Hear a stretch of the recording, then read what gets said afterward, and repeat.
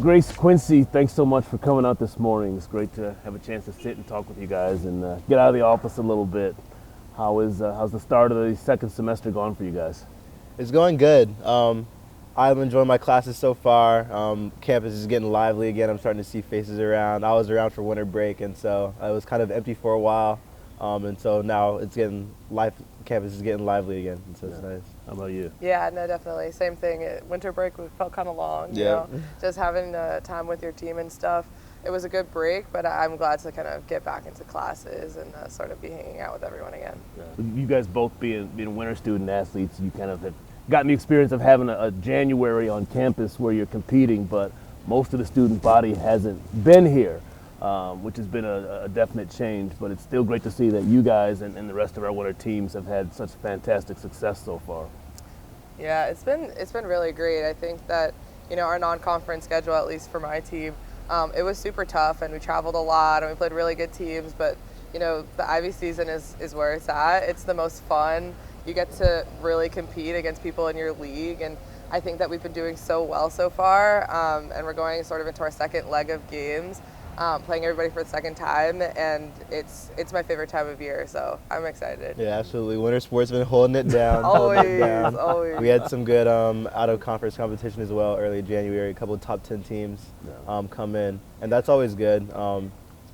You want to get the best competition before the national tournament in March, so you can kind of see how that feels and see what those close matches are going to be like. And so that's good for us. And now we're getting through Ivy competition, and we're looking towards conference and the postseason.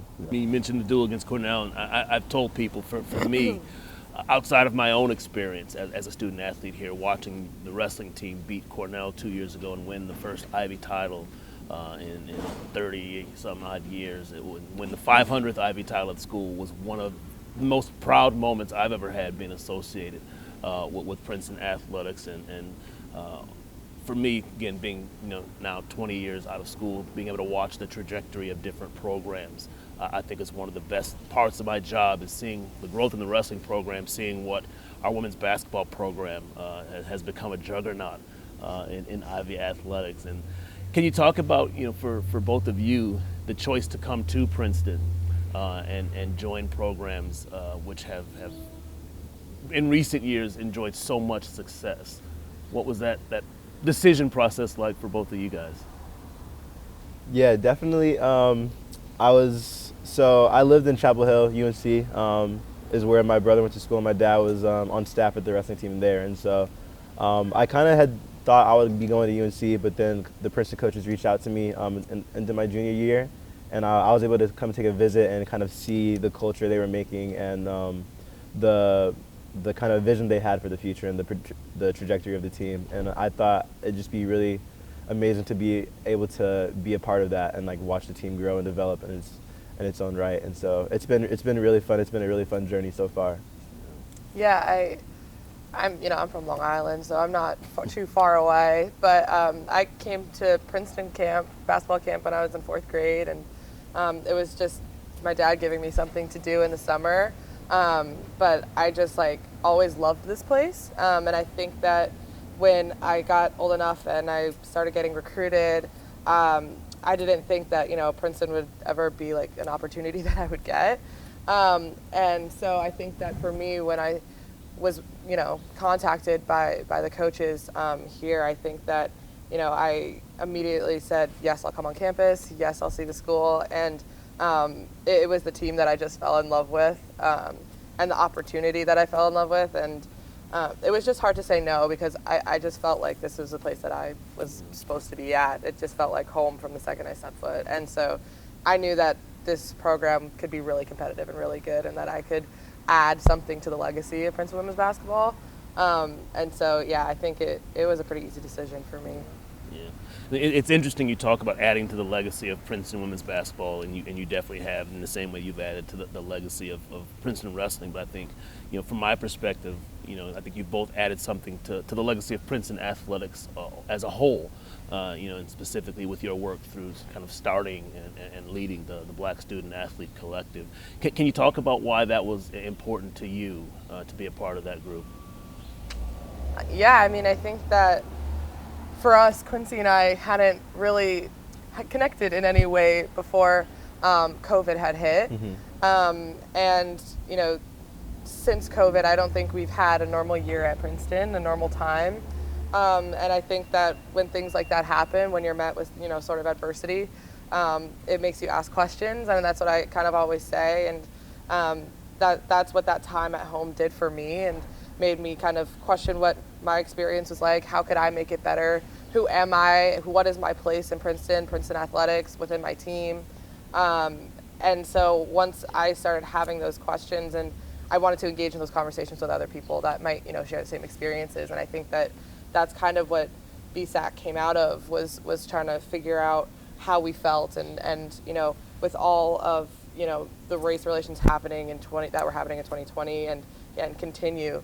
I think that, you know, we decided, you know, as a collective, that we wanted to see change, and that we wanted to feel comfortable in the department. We wanted to feel comfortable at our own school, a place that we contribute to and we add to, like I said. And so I think that a lot of what BSAC came out of was that need and that want for community, and to feel seen. And so I think that, you know, it was something that I spent a lot of time in my gap year working on, because it was something I found really valuable.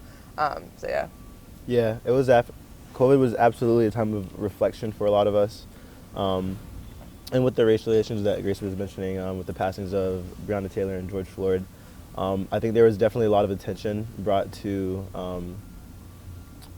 racial justice issues. And out of that, I think we kind of considered our own experiences as black athletes and even just black people at Princeton. And myself, I'm on a team right now. I'm the only black person on the team. And so we spend a lot of time with our teams, of course. And so outside of that, before COVID and before like we started the BSAC, I didn't really see a lot of other black student athletes, just because there wasn't the time and there really wasn't an organization set up for that. And so kind of out of that, when we did have a little bit of time to reflect on our experiences and what we could be doing to provide better experiences and spaces and communities for black student athletes, BSAC was kind of born out of that. And just looking back, I feel like it has already helped my Princeton experience so much. Like, I didn't really know Grace before this, and now we've been on a bunch of committees together, a bunch of things, and just being able to meet and connect with other black student athletes has been really good. Yeah. I mean, when I look at my own experience, I think having a group like that would have added so much, you know, for me. You know, when I go on campus and I talk to people, administrators, professors, I often talk about the multi-layered experience that student athletes have, and especially as a student athlete of color, there were times where I felt more closely linked to my teammates than I did to other black students on campus, because we shared a very similar experience. Mm-hmm. At the same time, there were times where I felt closer to the other black students on campus than I did to my teammates, because we shared a different kind of unique experience on campus. And so having a group to help kind of, you know, talk about that multi-layered experience, I think, whether it's, you know, student athletes of color, or, you know, we have ASAP, we have, you know, our QSAC starting, I think is really important to me, that we have spaces for student athletes to have those conversations, to make sure that we're doing everything we can to create the kind of experience, the diverse and inclusive experience as a part of Princeton athletics, and not just for our student athletes, but for our staff, for our coaches as well. One of the things that's, you know, kind of top of the priority list right now is we're taking applications for a new associate athletic director for diversity, equity, inclusion, so that we can have someone on staff every day who's thinking constantly about our culture, about making sure that we're teaching everyone involved with Princeton athletics the lessons we need to make sure that anyone who comes, whether it's a prospective student, whether it's current team members, that everyone feels inclusive, that we can have what are sometimes the sensitive and difficult conversations that need to be had, but do it in a way that lets everyone show up as their authentic selves. Mm-hmm. And I think as we continue to do that, Princeton athletics will only become better. I think our teams will become stronger, our staff will become stronger, because everyone will feel confident in being able to show up as their authentic selves. Absolutely. And it's amazing to see that new position being added, because I think a couple of years ago, when we were just beginning this kind of work, that was definitely one of the things that we were kind of looking forward to being put in place. Yeah, yeah, and that came out of the Tigers Together initiative, which I know you both worked on. And again, for me, I'm now in month 5 or 6. I think it's been a bit of a whirlwind for me, but I can tell you, I spend a lot of time every day trying to think about how do we make the experience for student athletes primarily, but again for our coaches and staff members better. How do we have a more diverse coaching staff across the department? How do we have a more diverse administrative staff? You know, President Eisgruber said, you know, in a meeting last week that equity and inclusion are inextricably linked to the pursuit of excellence. Yeah. You can't be excellent unless you are pursuing diversity and equity and inclusion. And whenever we have a coaching search or administrative search, I say we have to cast as wide a net as possible. Yeah. The more diverse our candidate pool becomes, the greater likelihood we'll get the absolute best person, and the greater likelihood that we'll end up with a more diverse, you know, staff and student athletes. And so I think for me personally, and I know for our departmental administration and the university administration, that is a high priority. Yeah, and I think that the Tigers Together work was so, you know, interesting for us because we were able to work with administrators and we were able to kind of understand the inner workings of the department. And you know, that was really eye-opening to see the kind of work that you have to put in and the kind of conversations that you have to have in order to really see the things change that you want to see change. And so I think that was a great experience for both of us and everyone who participated in the initiative. So it's good work. Yeah, and you know, you talk about the kind of conversations that you have to have. One of the things that I firmly believe is that, you know, the ability to successfully have those kinds of conversations depends upon relationship. You have to be comfortable being a little bit vulnerable and sometimes asking the question or making the statement. And you can only really do that when you're in a confident relationship, you know, and it's one of the things I think I've always valued most about sports is that it creates relationship. Grace, you don't get to decide whether or not you want to pass the ball to a teammate, you know, because you do or don't like their political views or their social, economic, or ethnic background or whatever.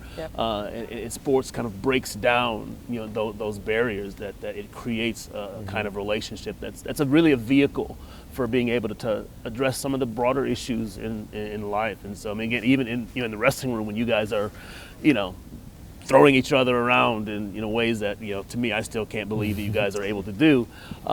It creates a sense of relationship and really a trust that, you know, who we are in this room and in our circle will allow us, you know, together to develop and grow individually and collectively. And I think it's one of the best tools, you know, sports is one of the best tools to be able to have a broad platform to do a lot of good in the world and to be able to address a lot of really sensitive topics, but also really important topics.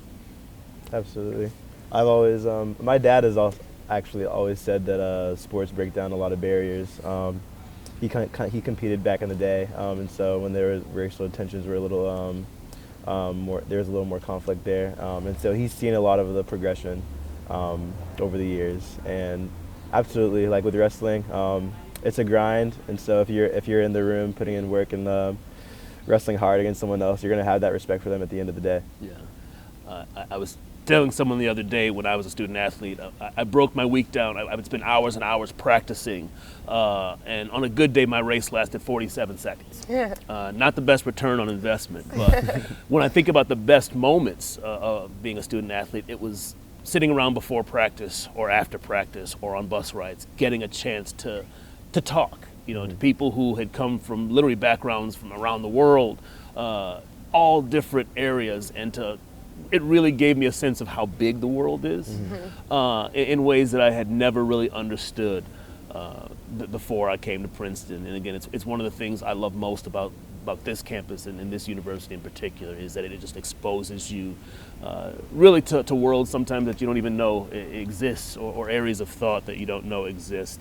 You know, as we look at the next couple of months, I'm super excited that we're kind of heading into the end of the winter season to championship season. You know, I know for you guys, you know, the EIWAs are coming up soon, and you guys are, you know, leading the way in the Ivy championship race. What's most exciting for both of you?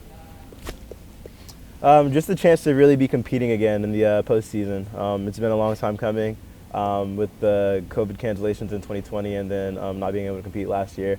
So I think everyone's kind of excited across all sports just to be able to be back at this stage when it's been so long. Yeah, I have counted so many times where I've just sat before a game and just have felt lucky that I'm about to go out and play. Like I remember sitting in my bedroom during COVID just wishing that I could get back on campus, wishing that I could have the post-game chats with my teammates, and wishing I could have those small moments of time where you soak it all in.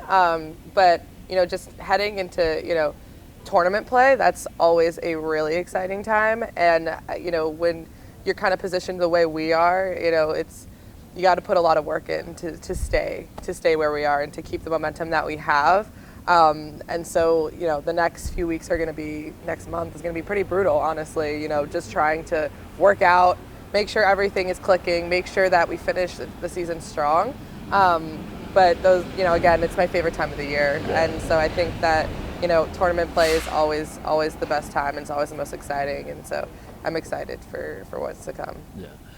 One of the things that has been really amazing to me that even more so than when I was a student athlete is how supportive the student athletes have been to other teams.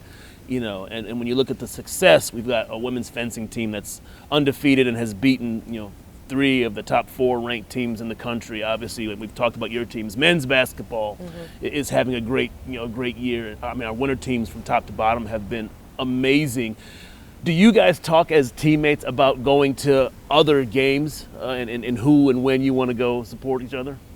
Absolutely. I think we are definitely, as a Princeton athletic community, we definitely feed off each other's energy a lot.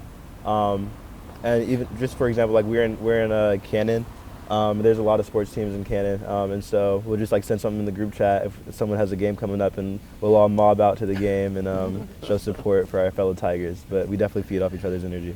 Yeah, it's my favorite thing to just look at the schedule and just see where I can fit in, time to go to the game. I went to his wrestling match against Cornell the other day, and it's so fun to see people who you just eat all your meals with in Cannon and then go watch them be really, really good at their sport. It's so exciting. It's so fun to cheer on, and just know them, because he's kind of famous in the wrestling world. So it's pretty cool. I was like, I know him. That's my friend Quincy. So yeah, it was definitely dope.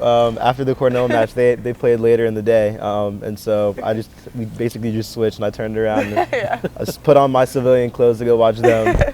But yeah, it's nice. We always show out for each other. Last question I'll ask you guys. I tell prospective students when I meet with them, to challenge yourself, take classes in areas that you may not have an interest or you don't think. Princeton gives you 4 years to become the most well-rounded version of yourself in ways that you don't have after college.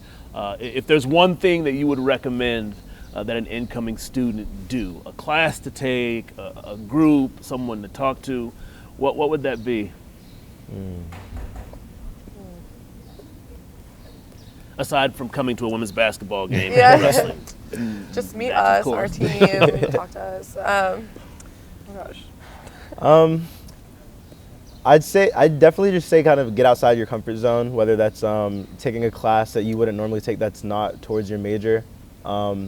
I don't even know if I could recommend a specific class, because there's just a lot of classes that are amazing that you can take to kind of challenge yourself and just kind of expand your way of thinking.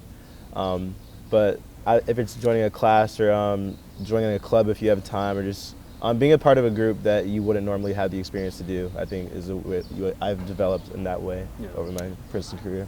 Yeah, I think that for me at least, it's always just been reach out. Like you said, sports is about building relationships, and I think that goes past Jadwin. And I think that for me, I was always kind of scared to enter a new environment that didn't include my team, who I felt very comfortable with, and just meet new people and different types of people. And you can do that through taking, a different class than you ever thought you'd take. I took a class about bridges, which I always tell people, great class, recommended if you're you're not into the whole science or engineering thing.